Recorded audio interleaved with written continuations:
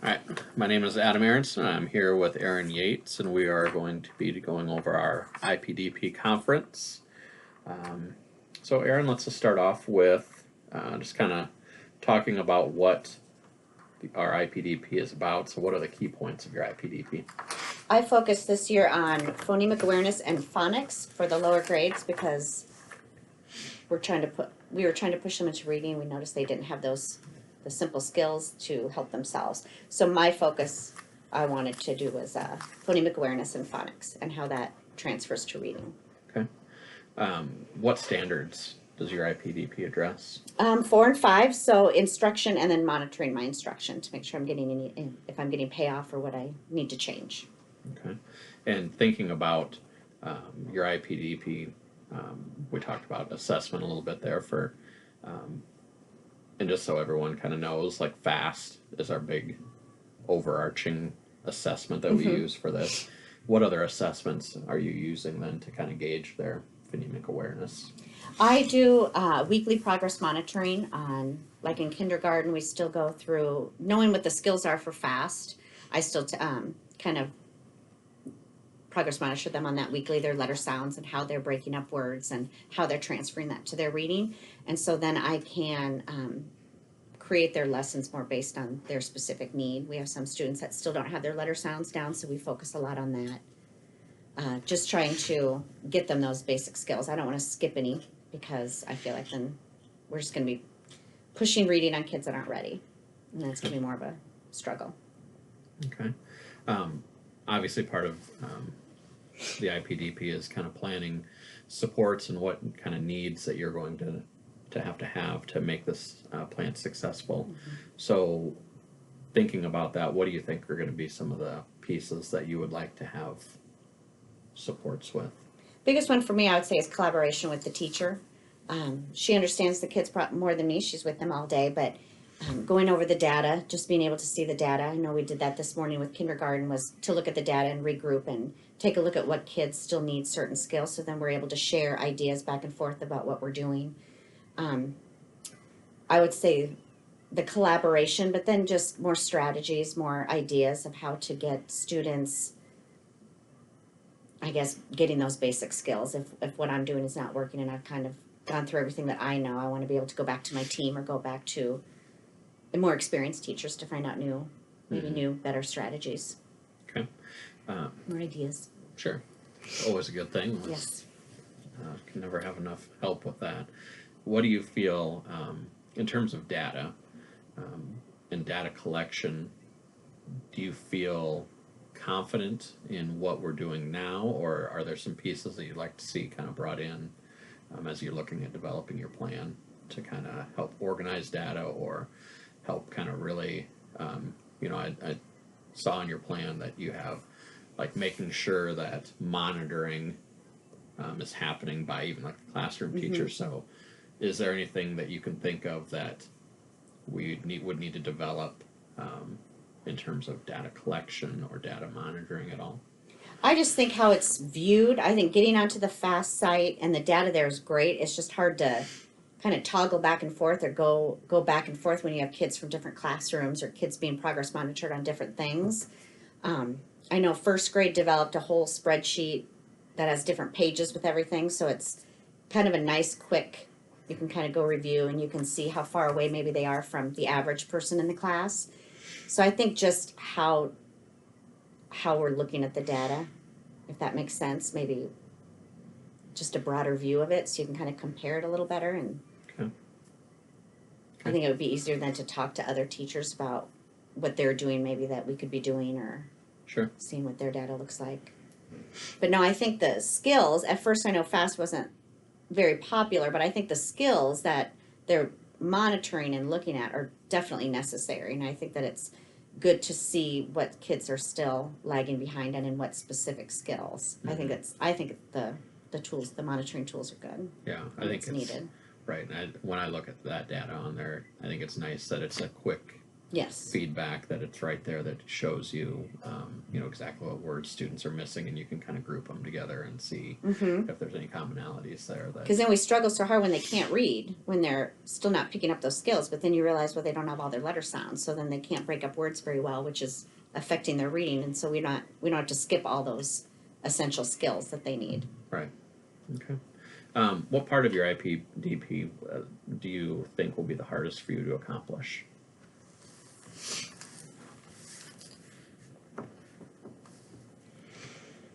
Good question.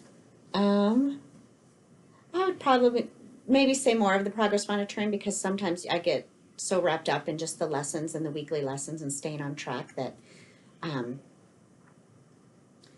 it's hard to go back with so much data, because FAST does give you so much data and it changes so often that I probably don't look at it as much on a weekly basis as much as maybe bi-weekly or maybe once a month. But I kind of depend too much on the teacher to tell me how they're doing. It's a lot of data when you're looking at kindergarten, first grade, and second grade on a weekly basis. So I Right. guess that gets hard. So I think that's my struggle, is knowing exactly where the kids are. And then with the teacher doing the progress monitoring, she can tell me the score, but I don't really know if they don't know all their letter sounds. Okay, which ones don't they know? I don't really know that information because that's not really tracked. It's just that they know this many sounds. So I think just having to still guess on how I can push them along. Right. Okay. In doing this plan, is there anything that you hope to learn about yourself? Just how I can be better, just more effective with the students. I don't want to just do something because it's how we've always done it or because it's easy. I want to make sure that I'm doing what these specific kids need. I just want to be better on using the data in order to guide my instruction. I always want to be better at that so that I can, I think, get more push. I don't want to always lag behind. I don't want to be frustrated if the kids aren't moving along. I want to know exactly what they need so I can help them with that. So I think just to better my instruction. Sure. We talked about FAST a little bit, and then I know also that you guys use BLAST and then the BLAST passages to kind of progress monitor a little bit on skills that they are learning.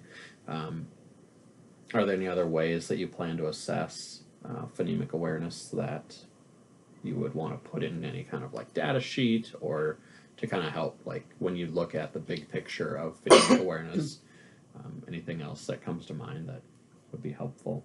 I use the press. They have that decoding inventory, so I use a lot of those press sheets because they have a full test, but then they have weekly monitoring that I use because it's hard to come up with some of those words on the spot. But I know the BLAST passages are great. However, if they're just monitoring like 2-syllable words, some of the 1-syllable words on that sheet are pretty hard too, and the names are really hard that they're not able to get. And just those passages are somewhat hard. I noticed that this morning. They're pretty hard, but yeah, I think it's important to use more than one monitoring tool. But I like the press. I do like the press decoding inventory. I think it shows that how they're breaking up words when they come to things they don't know, how they're breaking it up instead of just letter by letter. And if they're still doing that, that gives me a lot of information too. Sure. In looking at your plan, the SMART goal that you set for yourself was by the end of the school year to have 80% of your students in Miss Warning's class and 80% of Miss Fenton's class, the two classrooms you work with, kindergarten first, to be proficient on FAST. How do you feel that is going? We're Based already on your there. data here? We were there mid-year, so now we're going for 100%. Okay. So we'll see about that. But well, in more first grade, I think we're going realistically maybe more of a hopefully like 90%, a higher 80 up to 90. But in Warning's class, I think we were like at 95% or something like that. So Right. that was awesome. And that's coming from just from FAST, right? Yes. And it's also, but what I was going to say was coming from like 40%, yeah, 35%. Yeah, they really ballpark pushed. to be able to grow that much. So I know teaching, like not to the test, but just teaching what needs to be learned. I know that was not very popular at the beginning of the year last year, but I do think we've had a lot of payoff from it. Sure. So when you look at the growth that you've been able to have in those two classrooms this year, and hard to pinpoint, one specific thing that's meant working, but what is what are a couple things maybe that you look to carry into next year as you're planning for next year that are must-haves that you have to do for next year to kind of keep that progress going? I think the teacher and I being on the exact same page with what we're teaching, we use the FAST and kind of group kids based on where they were in FAST, and then we each taught a piece of it instead of each of us going through, just flying through these lessons with too many, I guess, points to learn. I think it was easier for the kids to know when they came to one teacher, it was like letter sounds, and the next teacher was segmenting, and the next teacher was sight words or something like. So it made it more interesting. It kind of connected us all, and we got through lessons. I think we got through more information for them, and then as they did better on their FAST tests, we were able to regroup and start reading. But I just think the strategy. So at the beginning of the year, my I can statement was I can read, or I can say letter sounds and words. And once they had that, I just put a sticker over it. And now it's I can stretch those letter sounds and words. So I think it's the same type of strategy for reading, just kind of advancing a little better so they're understanding it. We're working on how to, when you come to a word you don't know, how you problem solve it. And it's very explicit teaching, and the kids have really grabbed onto it, and I think that it's been really good. We have an ELL student that was very low at the beginning of the year, and she's in our highest group in reading, and it's hard That's to keep awesome. up with her now. So I think she's really caught on to the strategy and has taught a lot of the other kids. Mm-hmm. But I think both teachers I push in with, first grade especially, they have really high expectations, and the core instruction's really good. Right. So they're able to link all the strategies together. Right. So based on our conversation today and thinking about your IPDP from this year and then kind of looking ahead to next year with some of the things you just mentioned, what goals are you going to walk away with today for kind of moving forward? Just the importance of the progress monitoring and absolutely looking at data all the time. Not guessing, not assuming it was a bad day, but looking at the data overall over several weeks to see how the progression is going. But I think just recently for our second grade groups during our PLC time, we've been looking at the second grade data, and I think that's been really helpful. Mm-hmm. So, and constantly regrouping and looking at it. So I really want to keep that going for next year, but maybe add all of our grades, the kindergarten, first and second that we work with in that, just constantly looking at the data. Mm-hmm. I think that's the most beneficial Right. to see where they're at. Okay. In terms of, in having this conversation, some things that I picked up on, goals for me in order to kind of help you keep on that track or, keep improving, keep trying to, when we're looking at the schedule next year, obviously trying to keep the collaboration time in place so you guys can keep that going because that sounds like a key piece to be able to stay on the same page and make sure you're monitoring the right things. Yeah, definitely. And so when we're looking at schedules, making sure that's happening. I think another big piece, a strong thing that works well with you is you're a good relationship builder. And so having that relationship with those teachers, keeping you with those same two teachers Yes, I would would be love that. right, an ideal situation, I think, to kind of keep, especially with one of them being new to us this year. Yeah.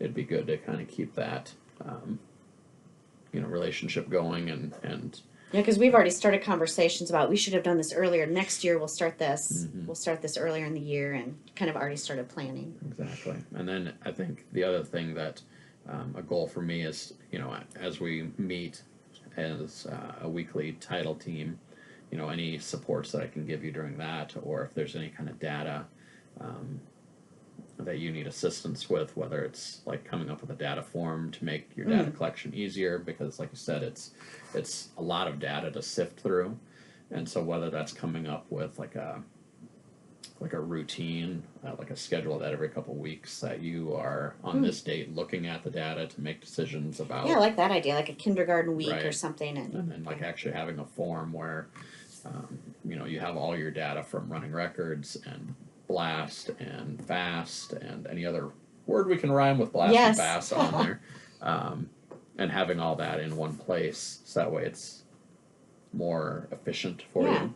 And so those are some things that I think that I Because can. then that'd be a perfect time to collaborate with the team as a whole and just get some ideas and where can we focus most of our energy in and get the biggest bang for our buck. Right. I think that's a good idea. All right. Well, it sounds like we are you're on the right track, and I think that your goal is a great goal to be having, and obviously thanks for the help that you're giving our kids, and um, that's I don't really think there's in terms of like another person that can build the relationships, work as diligently as you do with the kids. Like, I don't see any other people that are as like hardworking as what you Aw, are doing, and it's like I really thank ya. appreciate that aspect that you bring to our school, and I think that's infectious, and really appreciate you doing that. So thank I look you. forward to you continuing on with that. So Thank you. thank you for your time today. Yes.